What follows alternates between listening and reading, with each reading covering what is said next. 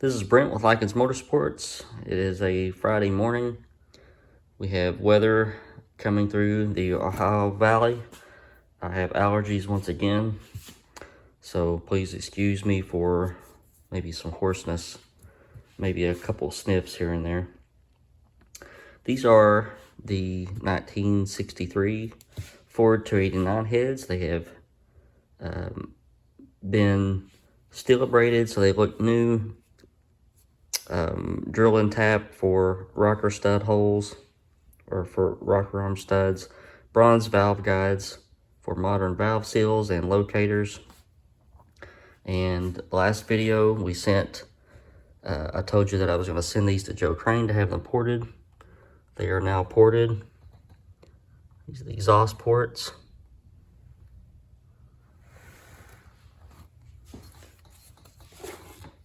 Intake ports. They look completely different. So Joe picked these up 20 CFM on the intake side and about 30 CFM on the exhaust side. So very pleased with how these came out. I'll show you the intake manifold here in a little bit, but for right now we want to concentrate on getting these heads assembled. And we're going to use some Ferrea valves. I think I've already featured these in past video. Intake valve, here's the exhaust valve. High quality parts. We'll also be using some pack valve springs and some Manley retainers, and some Manley Viton valve seals, some Comp Cams valve locks, and we'll go through and map out all of our install heights as we usually do. Check our spring pressures, and hopefully at the end of the video we'll have a pair of assembled cylinder heads. So let's get started. All right, so heads have been washed. I also swab out the guides with gun cleaning patches with some solvent on them to make sure that the guides are all clean on the inside. We're using inch 725 intake valves, Ferrea, and 1/500 exhaust valves. Real lightweight stuff, 11/32 stem. Taking some preliminary install height checks, and we're using the valve spring locator. It's actually a cup this time that the spring fits in. Sits down against the spring seat. It's been machined to accept it. And got our valve spring install mic, and we're taking measurements. Now we can go use our retainer and our valve spring. We can put this in pressure tester and check our seat pressure at 1730, and compare that against to the camshaft card, how much lift we're getting, and see what our spring pressures will be at open and also coil bind.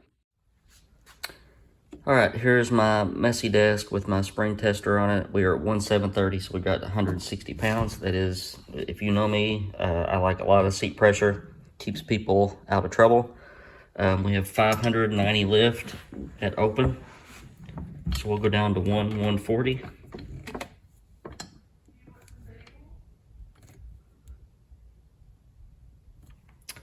$380 pounds, and I'd like to see generally.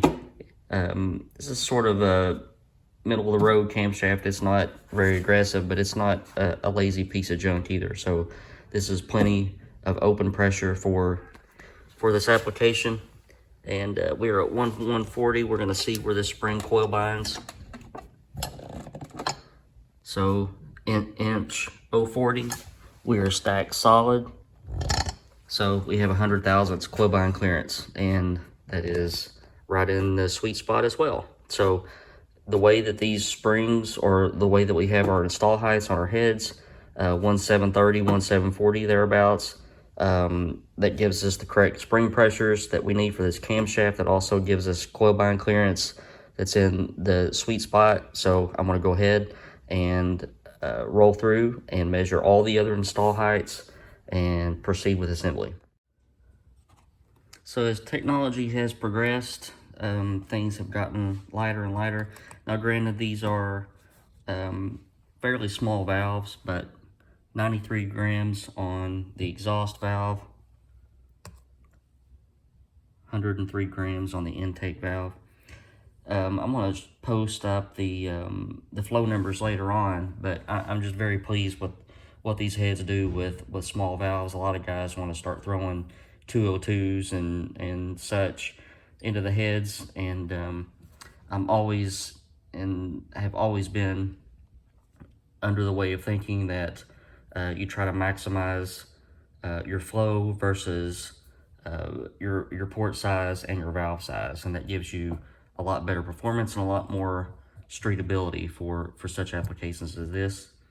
We're using this small diameter pack dual valve spring. Uses a very small retainer, and even though it's a steel retainer, it's just 18.2 grams. The locks are these 7-degree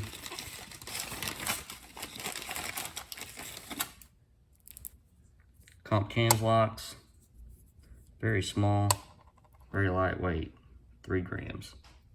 So as I said, we'll go through and measure all of our other install heights and take some other measurements as well as we go along.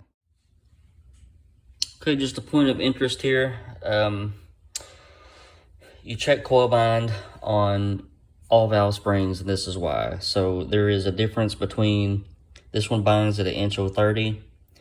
This one binds at 1/63. So you know, that's 33 thousandths difference, and it's not really a manufacturing problem, because you know, if each one of these spring coil diameters varied by, you know, say just 2/1000ths of an inch, there's, you know, 2, 4, 6, 8, 10, 12. So it doesn't take much to close that coil bind clearance up. That's why we measure all of them. That's why we go through and map out all of our install heights. So if we need to move a spring from one valve to the other, then we can do that.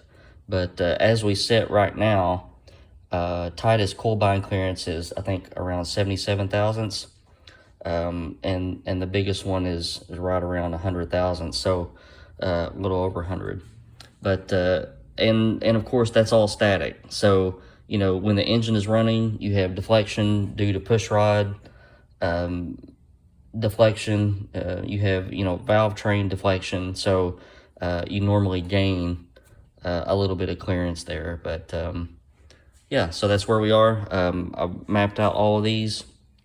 I'm going to pull the valves out and throw the valve seals on, and we're going to be using some mainly Viton valve seals, and we'll get those on. We'll check our retainer to seal clearance. That is always very important to do, and then we'll be able to start assembling these heads. All right, we got our valve guides on, our valve seals on, and our valves are lubricated and installed. I go through and check, just make sure you have sufficient clearance in between your retainer and your seal. I have 700 thousandths, so that is more than enough. And now we can get our springs on and our retainers and locks and get these assembled. When you do your install height checks, I would advise on just keeping everything laid out in the direction that you went, because believe it or not, tolerance stack ups between your retainer and your locks and your valve. Different locks and retainers on different valves will change your install height. So just as you go, set them aside in the order that you're going and keep them all straight. All right, so we're looking at an assembled head. Old school parts with modern technology implemented. It's good stuff. Got some ARP rocker arm studs, as well as some AFR adjustable guide plates. I like the adjustable guide plates are 2-piece, and that way you can position where you need your rocker arm and your push rod to be. in relation to the valve stem. Good stuff.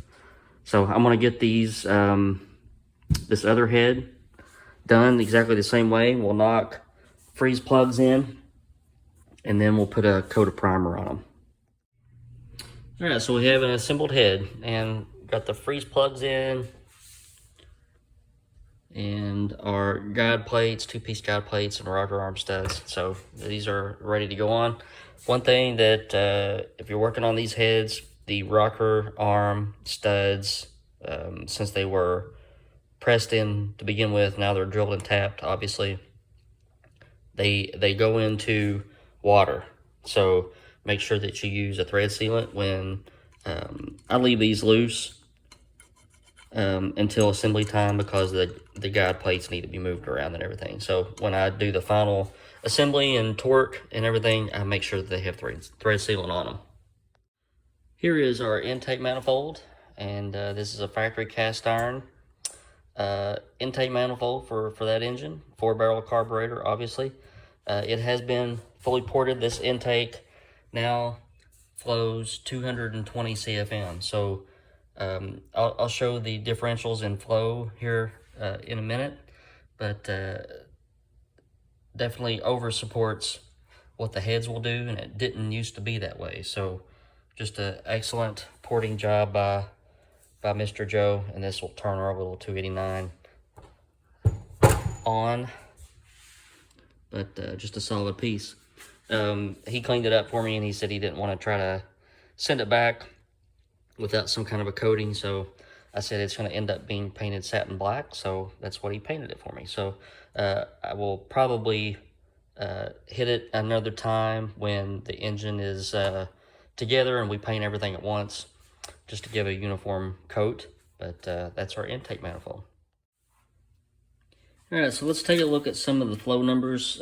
First of all, this is the intake manifold, and Joe really, what I did, I just printed out my emails to my customer and shielded all the privacy stuff. But here's the stock flow numbers across each runner on the intake manifold, and then here's what they were after porting. So that intake manifold is going to support our needs and then some. Very pleased with that.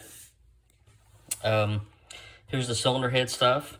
So before porting and after porting, 100 lift to 650 lift. So 18 CFM at 400, 19 CFM at 650. Our cam is about 600 lift, so we're doing really good there. Exhaust side went up tremendously, and this is not even with Joe also sent exhaust flow with a pipe, but without a pipe, we're we're up about 25 CFM here, almost 30 CFM in the higher lift. So those little heads will rock and roll, and I just love combinations like this where you take older factory stuff and make them perform like newer factory stuff. So just gonna have a blast out of this little engine, and I'm very pleased with how everything's going so far. And right now it's just a waiting game, waiting on Race Tech to send us some shiny pistons. Then the crank will be balanced, and then it'll be assembly time. So I have everything else here ready and waiting, and we're just waiting on the last part to come. That seems to be par for the course for everything that's going on right now. I'm waiting on all kinds of stuff right now, but I will digress. All right, guys, I thank you for chiming in and watching this video with the cylinder head assembly and showing you all the cool things that Joe has done with the head flow. I did tell Mr. Norrie that he got the last set of ported heads from Joe Crane. Joe has pretty much closed shop, and so that'll be something that he can put down in his notes. And Joe has done a lot of work for me over the years, and he does an excellent job, and I appreciate his opinions when I email and bounce things off of him, and his stuff just comes in just his workmanship is excellent, and the numbers that I get out of the engines are excellent too. So I've been blessed to work with some really good head porters over the years. Joe Crane is one of those. Laws Mayfield in Owensboro is another one. And unfortunately, these gentlemen are growing older, and their trade is coming to an end. And I hate to see that, but just very thankful for what they have done for the industry over the years. But again, I kind of went off on a little tangent there at the end, but just thank you guys for watching, and appreciate you doing so. If you haven't subscribed, please hit that button so that you won't miss out on cool Ford stuff coming through the shop. And hope you guys stay cool and have a good weekend, and I will see you next week.